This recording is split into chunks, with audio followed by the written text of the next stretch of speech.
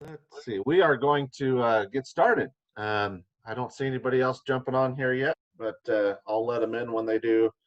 But I don't want to take any more time because we don't get a lot of time for this. And as I mentioned before, and I think all most of you have been on Unfinished Friday before, and heard why I started it and why I call it what I call it. But you see behind me my unfinished basement and the fact that we're all unfinished. We all can learn, we all can grow. And so I just thought, what better way to do that than to bring on experts in their field? And quite honestly, it's a selfish thing for me to learn and grow from the best that's out there. So we've had Kevin on. Lynette's going to be sharing, and we'll be looking for. I think I've got July kind of short up, but we'll be looking for August and beyond. So for people to speak. So anyway, I am going to turn it over to Cheryl. Cheryl is she's been a friend of mine for a long time, and guess how we met? Working. Networking, and she has just been amazing influence in my life. She was responsible for getting me hooked up with the organization Christian Heritage, where I was at for 5 years, and so she's just amazing. She's a teacher, and she's a leader, and but more than that, she cares, and she deeply cares. So I'm going to turn it over to Cheryl. She is going to blow us away with her number one networking tip. Take it away. Yeah, my number one networking tip. So just a little bit of background too. Like I've grown 4 businesses by referral, and it never ceases to amaze me how it works and how easy it is, and when it becomes a natural part of who you are, it's amazing. I can look back at my life and see how deep my relationships are. So let me kind of flip this a minute, and talk about the number one mistake that people make. The number one mistake that people make is going networking to sell, because it is not about that. And if you change the way you approach it as to how many people you can help, it's so much easier. So I'm going to share my screen, you guys, and talk about this. I have to. Can you, yeah. Let's see.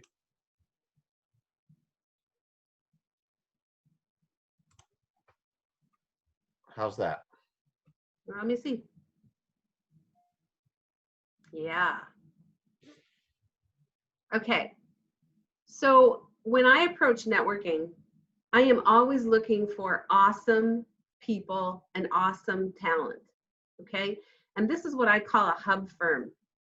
So a hub firm means that you put yourself in the middle and you become the most valuable player, right? And your most valuable asset is always about who you know. Okay. And when you have people calling you saying, who do you know that? And you have a lot of those kinds of requests, then you know that you're having a big impact, and you will become top of mind. Okay. So when I think about my ideal client, because my coaching business, I love helping entrepreneurs, and especially entrepreneurial women. And I know those ideal clients need these services. I'm very much into health and wellness. I'm also like serious business proponent, reader, self-development. So I'm looking for people that that I need to add to my network. Who are my clients going to need? Women of all people need a mechanic they can trust. Who is that? They also need an accountant that they can trust and ask questions even when they don't understand the numbers. Of course, hairstylists and plumbers and female doctor. You can put whoever in those places. So many times people ask me, well, what, I know a bunch of realtors. Perfect. because they all have a little different flavor, and you can match the flavor of the referral person to the realtor that you need, or a financial advisor. Like, I chose my financial advisor because her message was, she grew up as a kid having a great life. They had horses, they had a pool, all of that, and all of a sudden divorce shattered that. And what she ended up doing is losing all of that and going to live in a 1-bedroom apartment. She made it her goal that no woman should ever be left like that. So I could get behind that message and can totally refer her. The same with the doctor. Like, I have my wellness people in my phone, and I make sure that they're the quality of person that I need to have. So instead of going to the people, when I'm networking, I sit down one-to-one with them and talk about my ideal client. And then I ask them who they are, and if they're someone that I can add to my hub, right? And when I can do that, then my wheel gets a whole lot bigger. And so, your reputation and who you are to your clients becomes really big. And when it's really big, like, I look at my Facebook profile, that's one of the places, LinkedIn, oh my goodness, it gets huge. And that's when I begin to make money. The more you give, the more you get. I just checked my stats on Centersphere, and I've given over $54,000 in referrals. That's not chump change. That's real, and it always comes back around. I'd love to open it up for a couple questions, because Erin says we have a little bit of time, but I'm a reactionary kind of coach, and would love to help you specifically. How do you make this happen? I'll go, Cheryl. I think important is, the question is encouraging people to reach out. Like, I've reached out to you 3 or 4 times in the past, and for me, is leaving a legacy. So donating to different organizations, and you gave me some great organizations to donate to, and I'm really leaving a legacy, like standing behind the Friendship Home, Wounded Warrior Project. So the question is, how do you get those people out there to encourage you to ask questions of you? I mean, it's like, what direction do you want to go? So it's layered one-to-ones. Like, when you donate to an organization like that, that will motivate them to remember you. But then you have to take it a step further and sit down with maybe that director of that organization and say, hey, here's who I am. Here's who I love to help. How can I help you again?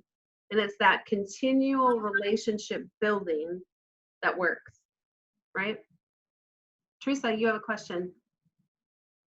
Nope. I didn't. Sorry. You're unmuted. I wondered if you did. Yeah.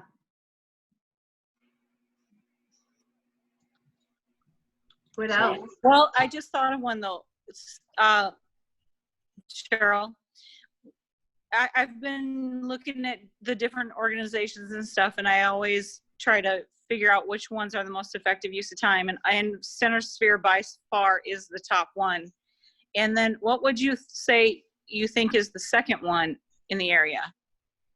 So it depends on who you are, for sure. But I always say you need to try them out for a little bit before you join. And I would say don't spread yourself out to more than 3, because you can't effectively get in there and make a difference and really get involved with more. And I try to be diverse. So I have been a chamber member in the past. I have been a LIBA member, and I am a LIBA member. So it just depends, but it becomes difficult for me to make all those meetings. And then now with COVID, then we add a whole nother layer of difficulty. So I look at networks outside of just formal business ones as well, and look at like giving back in faith, Bible study kind of things. You know, just even sometimes, like I network across the water at my lake. Yeah, Kevin. This kind of relates to the question you gave us in our Centersphere meeting, and we kind of agreed on it. You really have to make the time. It's not about really kind of finding the time to do it. And I think it's fairly ironic that before COVID, we didn't have time because we were driving across town to get to our one-to-ones or our other meetings. And Aaron taught me this, that he's now maximizing all of this because he can do it virtually. He can line them up at a coffee shop, and he's making the effort to make the time. And I think there are way too many of us that just go, I don't have the time to do this. And we're not really focusing and prioritizing and making that commitment to especially increase our business, or at least for the small part, improving it. So that's a really good point. But I think a while ago, I taught Aaron the power of a stack day, where you book those appointments, boom, boom, boom, boom, boom. And your goal, the formula that I teach is that you do it in a 2-4-2 process. So the 4 would be spending 4 hours a week with one-to-ones. The 2 on the front side of that is 2 hours per week in phone calls, just saying, how are you? Setting up other appointments, doing whatever you can, just showing up, right? And then the other 2 on the other side is 2 hours of follow-up. And that is like, make a Google spreadsheet and figure out who is in that list. And I'm working with a client right now. Her goal is 10 names a week. And then looking at what she's doing for follow-up. What did you promise? What did you talk about? Could you send them an article? You know, there's internet articles everywhere that relates to an interest that they have. It's about touching base and showing up and really having meaning. So I promise you, if you do 2-4-2, in less than 8 weeks, you will have momentum. That's a momentum builder. If you want to increase it and do it faster, double it. But Cool. pretty soon you'll be too busy. One more question, and then it's 10:30. So, Yeah. Okay. Lana. Erin, I was just going to add to what Cheryl said. She's an amazing business coach and taught me that 2-4-2 years ago. And one thing, now that we're back to kind of some in meetings, be sure to introduce when one individual is leaving, if they're both there at the same time, as Cheryl taught me this. Make sure to do an introduction. We never know. People know a ton of people. So just introduce them, and if they want to set up a one-to-one, great. And if it's not a good fit, no big deal. But just make sure you do those introductions when you're meeting with people at coffee shops. Yeah. If you guys want to get in touch with me, I'd love to do one-to-ones with you and talk further. It would be awesome. Just reach out to me at Cheryl@centersphere.com. That's probably easier. Cheryl Hansen, I think it is. I don't know. Yeah, I think Cheryl, it's your first and last name. Yeah. Yep. And I will send out an email to all of you that were on here with Cheryl's information. So That'd be great. Thank you, Cheryl. That 2-4-2, I think I've gotten that. So that was a big thing for me today. So you know, and just making, you know, especially in this time now, making calls to people and just saying, how are you? You know, no agenda, but other than to just say, you know, how's it going? And so, you know, thank you, Cheryl, for sharing today. Thank you all for jumping on real quick, and hope you guys have a great Friday. Have a great weekend. Enjoy the boating. Whoever's boating. Someone boating? It was Carla.